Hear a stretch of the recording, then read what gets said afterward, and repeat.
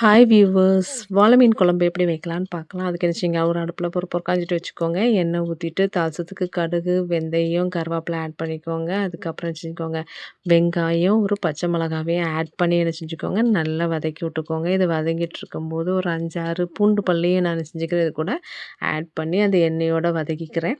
வதங்கினதுக்கப்புறம் தக்காளி ஆட் பண்ணிக்கோங்க. தக்காளி கூட சில்லி பவுடரும் என்ன செஞ்சுக்கோங்க ஆட் பண்ணி நல்லா வதக்கி விட்டுக்கோங்க. அது கொஞ்சம் வதங்கினதுக்கப்புறம் என்ன செய்கிறோம் அப்படின்னா, தனியாத்தூள் போட்டு நினச்சிப்பேன் வதக்கி விட போகிறேன்.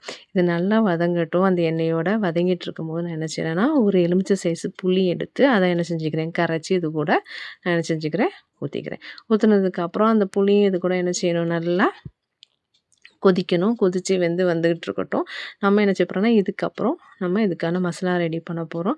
அதுக்கு நான் தேங்காய் எடுத்திருக்கேன். தேங்காய், மிளகு, சீரகம், அதேமாதிரி கருவேப்பிலை, கொத்தமல்லி, புதினா கொஞ்சம் எடுத்திருக்கேன். அப்புறம் கொஞ்சம் வெங்காயம். இது எல்லாத்தையும் என்ன செய்யுங்க, ஒரு மிக்சியில் போட்டு பேஸ்ட்டாக என்ன செஞ்சுக்கோங்க, மசாலாவை ரெடி பண்ணிக்கோங்க. இங்கே என்ன செஞ்சுட்ருக்கு, குழம்பு கொதிச்சிட்ருக்கு. அந்த கொதிச்சிட்ருக்கிற குழம்புல நான் என்ன செய்கிறேன் அப்படின்னா, மாங்காய் ஆட் பண்ணுறேன். மாங்காய் போட்டால் ரொம்ப டேஸ்ட்டாக இருக்கும் குழம்பு. அதனால் மாங்காய் ஆட் பண்ணுறேன். அதுக்கப்புறம் இது கூட என்ன செஞ்சுக்கிறேன், வாழை மீனையும் என்ன செஞ்சுக்கிறேன், ஆட் பண்ணிக்கிறேன்.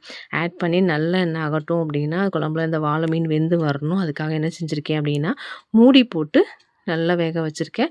கொஞ்ச நேரம் வேகட்டும். நம்ம அப்புறம் என்ன செய்றோம், அந்த கொதிச்சிட்ருக்கிற குழம்புல நம்ம என்ன செய்கிறோம், தேவையான அளவுக்கு உப்பு ஆட் பண்ணிக்கோங்க. உப்பு ஆட் பண்ணி நல்லா மிக்ஸ் பண்ணி விட்டுட்டு, நம்ம ஏற்கனவே மசாலா ரெடி பண்ணி வச்சுருக்கோமா தேங்காய், அந்த மசாலாவை என்ன செய்யுங்க, இது கூட ஆட் பண்ணி நல்லா என்ன செய்யுங்க, மிக்ஸ் பண்ணி விட்டுருங்க.